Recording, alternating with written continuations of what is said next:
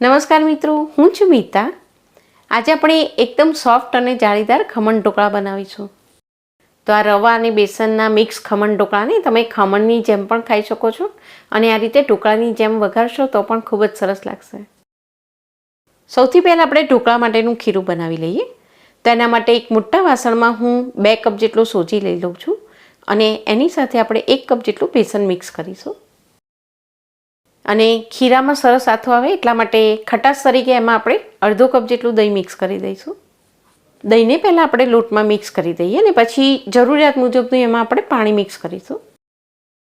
તો ખીરું બનાવવા માટે અહીં તમારે દહીં અને પાણીની બદલે જો એકલી છાશનો ઉપયોગ કરવો હોય તો એ પણ કરી શકો છો. ઢોકળાના બેટર માટે જેટલો લોટ લીધો હોય એટલું જ એમાં આપણે પાણી મિક્સ કરવાનું છે. અહીં આપણે 2 કપ જેટલું પાણી અને અડધો કપ જેટલું દહીં મિક્સ કર્યું.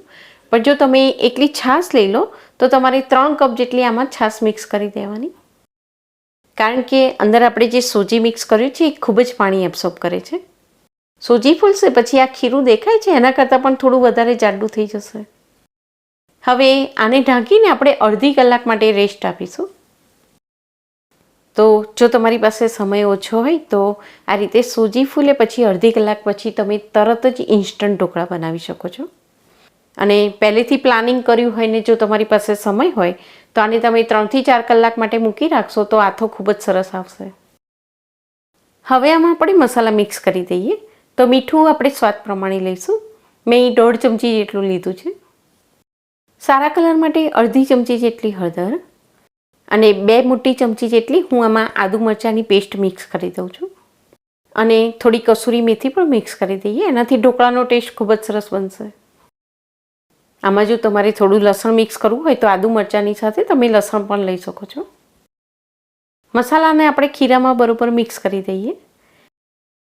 તો અહીં આપણું ખમણ ઢોકળાનું ખીરું હવે તૈયાર થઈ ગયું છે.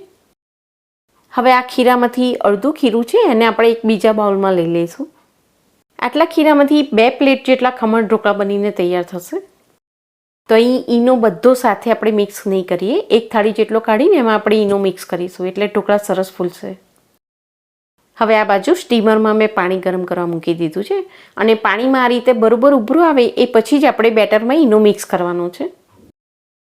તો પહેલાં અહીં આપણે ઢોકળાની પ્લેટને તેલથી બરોબર ગ્રીસ કરી લઈશું. અહીં ઢોકળા સારી રીતે ફૂલે એટલા માટે સ્ટીમરની અંદર સિંગલ પ્લેટ મૂકીને જ આપણે ઢોકળા બનાવીશું. તો અહીં ઢોકળાની એક પ્લેટ માટે આપણે અડધી ચમચી જેટલો ઈનો વાપરીશું. ઈનોની બદલે આમાં તમારી બેકિંગ સોડા મિક્સ કરવો હોય તો તમે એ પણ કરી શકો છો. અને એની પર થોડું પાણી નાખી દઈશું એટલે ઈનો સરસ એક્ટિવેટ થઈ જશે. ઈનો નાખ્યા પછી 1 મિનિટ માટે જ અહીં મેં હલાવી લીધું છે ને જુઓ ખીરું સરસ ફૂલી ગયું છે ને ખીરામાં સરસ આથો પણ આવી ગયો છે. હવે આ ખીરાને આપણે પ્લેટમાં લઈ લઈશું.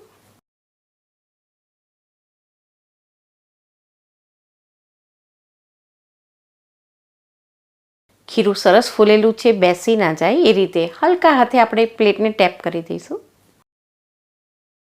હવે આની પર આપણે થોડું લાલ મરચું પણ સ્પ્રિંકલ કરી દઈશું. આની બદલે તમે મરીનો પાવડર પણ સ્પ્રિંકલ કરી શકો છો, પણ લાલ મરચાંથી એનો કલર ખૂબ જ સરસ લાગે છે. પાણી પણ સરસ ઉકળી ગયું છે. ડીશને આપણે સેટ કરી દઈએ અને એકદમ હાઈ ફ્લેમ પર આને ઢાંકીને આપણે 10 થી 12 મિનિટ માટે સ્ટીમ કુક થવા દઈશું. તો અહીં મેં ગેસની ફ્લેમને એકદમ હાઈ રાખી હતી અને લગભગ 12 મિનિટ માટે ઢોકળાને મેં સ્ટીમ કુક કરી લીધા છે.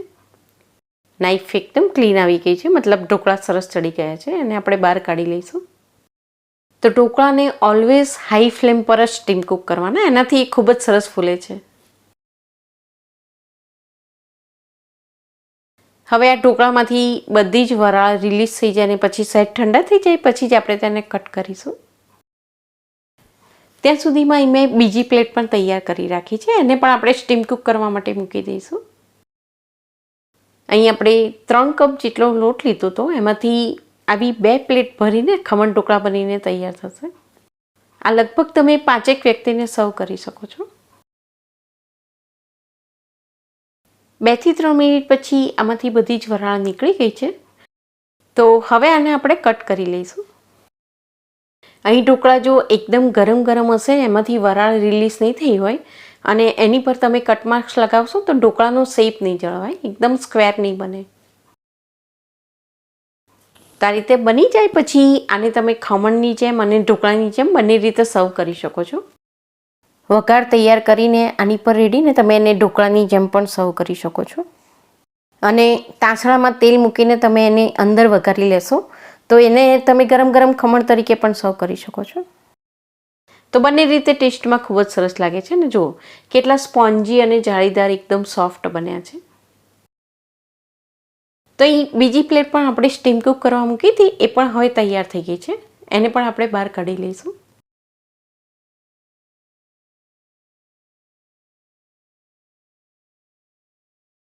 તો હવે આપણે ઢોકળા માટેનો વઘાર તૈયાર કરીશું. એક ફ્રાય પેનમાં આપણે 2 ટેબલસ્પૂન જેટલું તેલ લઈશું. એક પ્લેટ માટેનો જ આપણે વઘાર તૈયાર કરી રહ્યા છીએ, એટલે અડધી ચમચી જેટલી આપણે રાઈ એડ કરીશું. સાથે થોડી હિંગ એડ કરી દઈએ. મીઠા લીમડાના થોડા પાન અને ગેસ બંધ કરી દીધા પછી ઊભા કાપેલા 2 થી 3 મરચાં એડ કરી દઈશું. હવે આને આપણે ઢોકળા પર પાથરી દઈશું. હવે એકલા બેસનમાંથી આપણે ઢોકળા બનાવીએ તે થોડા ડ્રાય પણ બને છે, એટલે એને થોડા સ્પોન્જી બનાવવા માટે વઘારની અંદર પાણી મિક્સ કરવાની પણ જરૂર પડે છે. પણ આ ઢોકળામાં આપણે સૂજી વધારે લીધું છે, એટલે વઘારની અંદર તમારે પાણી મિક્સ કરવાની બિલકુલ જરૂર નથી. પાણી વગર પણ ઢોકળા એકદમ સોફ્ટ બનશે. તાજા કોપરાના છીણ અને કોથમીરથી આપણે તેને ગાર્નિશ કરી લઈશું. તો સૂજી અને બેસનના મિક્સ ઢોકળા ટેસ્ટમાં ખૂબ જ સરસ લાગે છે. તમને ખાવાની ખૂબ જ મજા આવશે. એકવાર જરૂરથી ટ્રાય કરજો. બીજી પ્લેટને મેં આ રીતે ખમણની જેમ વઘારી લીધી છે. તો આ એકદમ ગરમ ગરમ અને સોફ્ટ બની જશે. આ રીતે પણ તમે સર્વ કરી શકો છો. તો ઢોકળાને તમે જરૂરથી એકવાર એન્જોય કરો અને કેવા લાગ્યા એ નીચે આપેલા કમેન્ટ સેક્શનમાં મારી સાથે ચોક્કસ શેર કરજો. Thank you for watching.